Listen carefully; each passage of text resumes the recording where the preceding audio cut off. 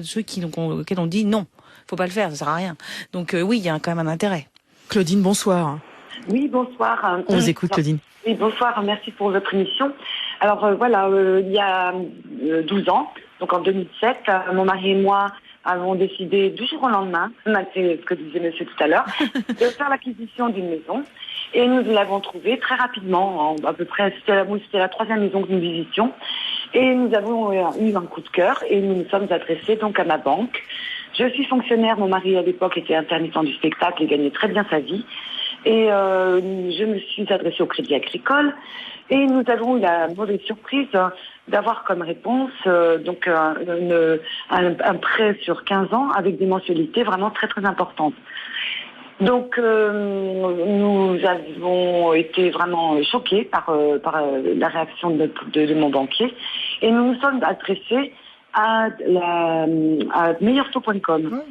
Et nous avons enfin... Elle est contente, Maëlle Bernier. Ah oui, oui. Ça dépend. Je remercie vraiment toutes les personnes qui travaillent dans cette société, parce que nous sommes tombés sur des professionnels qui ont fait vraiment tout ce qui est dans leur pouvoir pour nous dégoter un prêt dans une banque étrangère. Ouais, alors je vois effectivement que c'est une banque étrangère. Est-ce que ça veut dire que rapidement ils ont su vous y emmener, une banque anglaise, ou est-ce que ça veut dire qu'il y a d'autres banques françaises qui ont... C'était Barclays ou pas, Claudine?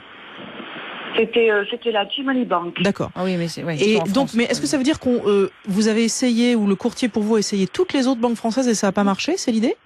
C'est ça. Waouh. Moi, je pense non. Alors, J-Money Bank, c'est une typologie du client qui répond à un besoin, donc c'est pas étonnant. Enfin, c'est une banque qui existe. Il y a pas de. En fait, c'est que le projet des personnes en question correspondait à la typologie client recherchée par le J-Money Bank. J-Money Bank qui était en France et ça. Voilà, c'était. Mais est-ce que ça veut dire que certaines banques étrangères et qui sont chez nous, tout ça, tout à fait légalement, sont moins frileuses? Parce que ce que dit Claudine en creux, c'est que il faut des garanties, semble-t-il, dans certaines banques qui sont beaucoup trop élevées par rapport à. Non, mais je comprends parce que là, on est dans à mon avis quelque chose un endettement un peu spécial, mais toutes les banques françaises sont pas plus frileuses. Les banques en général, elles ont des objectifs à l'année. Vous tombez à un moment donné, vous avez des banques qui recherchent plus tel ou tel profil. Madame est fonctionnaire, son mari est intermittent. C'est monsieur qui avait des gros revenus. Enfin voilà, effectivement, peut-être qu'une banque classique à l'époque, on parle de 2007, c'est pas engagé.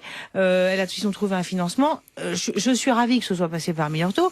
Ça aurait pu être n'importe quel autre courtier. L'idée, c'est que voilà, justement, il faut comparer. C'est ça. Ça veut dire justement ce qui illustre Madame, c'est que on peut aller voir sa banque, on peut être super bien avec sa banque, et le jour où on a un projet, on dit bah non, vous n'êtes pas terrible dans les cases, et donc il faut aller voir ailleurs. Et donc il faut partir, y compris donc dans une banque étrangère qui fonctionne exactement de la même manière.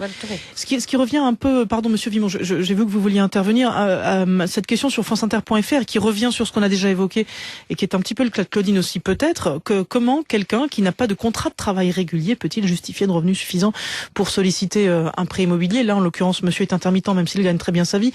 Quand on est y compris auto-entrepreneur, etc., c'est la régularité. C'est une question de passé, une question de bilan, une question d'imposition, une question de déclaration d'impôt. Quand vous arrivez à justifier régulièrement d'un niveau de revenu, le banquier s'intéresse à vous. Alors, quand c'est votre banquier, c'est plus facile pour lui. Quand il est différent, c'est sûrement différent. Il faut pas dire que les banques françaises ne prêtent pas à des clients qui ont des revenus qui sont non réguliers, mais le banquier regarde le passé. Et si dans le passé, il considère que votre revenu régulier, intermittent ou pas, il prêtera de l'argent. Je rappelle juste une chose sur les CDD, ce que vous évoquez, c'est qu'en France, il y a 6 millions de fonctionnaires qui accèdent facilement au crédit parce qu'ils n'ont pas de problème de perte d'emploi et que ces fonctionnaires sont une partie importante de la population, les classes moyennes, qui ont de plus en plus de mal à acheter dans les hypercentres et dans les grandes villes parce que les prix ont trop monté. Mais que l'accès au crédit en France, il a jamais été aussi facile et aussi simple. Il y a autre chose que je voudrais souligner dans la question de Claudine. Est-ce qu'elle a fait les choses à l'envers? Parce qu'on a tous une idée à peu près précise ou pas d'ailleurs de ce que nous pouvons emprunter elle en a pas fait le calcul d'enveloppe, c'est ça. C'est pas elle, pauvrette. Est-ce qu'il aurait fallu aller voir la banque d'abord? L'agence peut le faire en général. Lui disant voilà votre max d'emprunt. Il aurait peut-être dit non. Il aurait peut-être dit non, madame, vous pouvez pas emprunter. Donc, Après, quand on fait l'achat immobilier, on a envie aussi de visiter des maisons, on a envie de regarder, on a envie d'avoir un coup de cœur. Évidemment.